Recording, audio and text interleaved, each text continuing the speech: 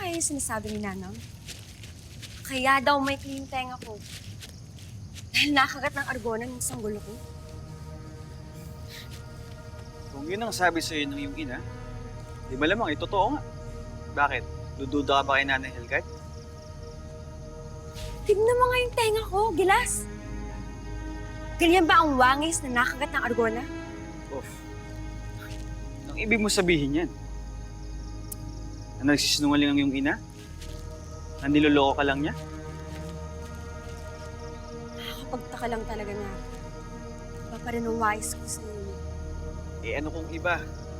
Mahalaga kung ramdam ng taga rito ka, na isa ka sa amin.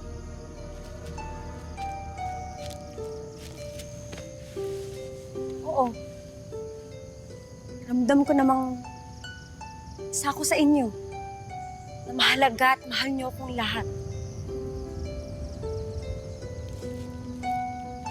Tama. Mahal. Mahal ka namin. Kasi kung ano pa iniisip mo eh. Bakit? Nais mo bang maging mahabang yung tenga tulad namin? Oo! Paano? Halika. Hihilahin ko ang hihilahin ito pa. Aray! Tigilan mo ako, Gilas! Aray! Aray! Pasti!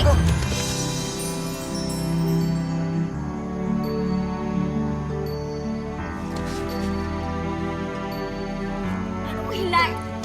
Sige na! Akin na! Akin na! Akin na! Akin na!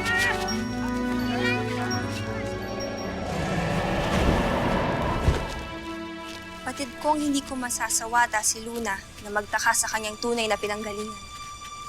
Bakit mo pa kasi inililihim sa kanya? Bakit hindi mo na lamang sabihin sa kanya ang totoo? Para ano? Para iwan niya ako? Para hanapin ang tunay na mga kadugo niya? Hindi ko kaya mawalay sa aking anak. Anak? Anak-anakan. Sa palagay mo ba habang buhay mo siyang maaangkin, Helgad?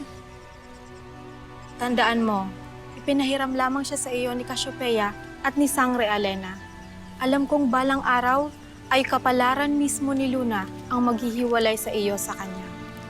Tandaan mo yan.